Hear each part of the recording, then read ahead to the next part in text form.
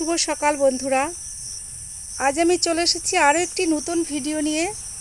আমার এই নতুন ভিডিওতে আমি আমার সমস্ত বন্ধুদেরকে জানাই সুস্বাগতম। আজ আমি দেখাতে চলেছি আমার বাড়ির গোলমরিচ বা ব্ল্যাক পেপারের গাছ। দেখুন বন্ধুরা, এই হচ্ছে আমার গোলমরিচের গাছ। এই গাছটির বয়স 6 মাস। 6 মাসে এই গাছটি অনেকটাই বড় হয়েছিল। আমি দুটো গাছ এনেছিলাম, একটি গাছ তো মারাই গেছে আগে এই প্রখর রৌদ্রে। আর দেখুন এই গাছটা বেশ অনেকটাই বড় হয়েছিল, দেখলে আপনারা বুঝতে পারবেন যে এই যে আগাটা, এই আগাটা অনেকটাই বড় হয়েছিল, 5-7 হাত হয়েছিল।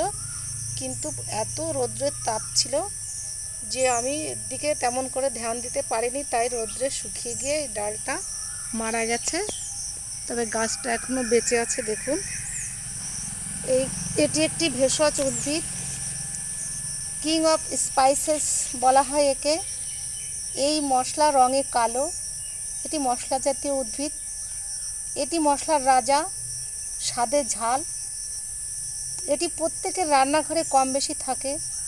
যে কোনো খাবারে তার উপরে একটু গোলমরিচের গুঁড়ো ছড়িয়ে দিলে সেই খাবারের স্বাদ যেন দ্বিগুণ বেড়ে যায়। শুধু এটা স্বাদ বাড়ানোর জন্য নয়, এই গোলমরিচও একটি মহা ঔষধ। এটি হজমে সাহায্য করে। এটি একটি গ্যাসনাশক এবং মেদ ঝরাতে সাহায্য করে।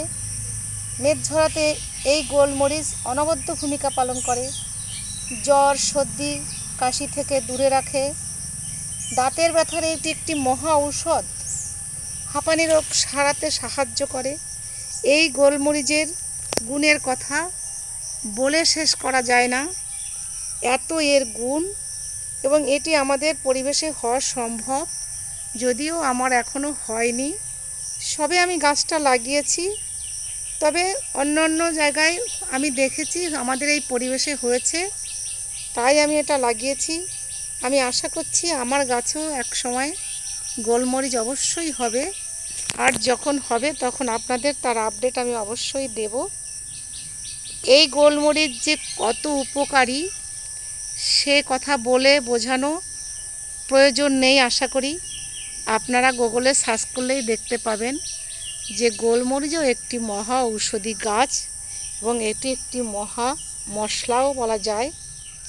দারুণ স্বাদের, রান্নার স্বাদ যেমন বাড়িয়ে দেয় তেমন মহা রোগের উপশম করে।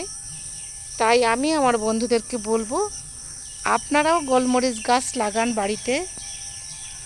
আমাদের পরিবেশে গোলমরিচ গাছ হওয়া সম্ভব, আপনারাও লাগান, আমিও লাগিয়েছি।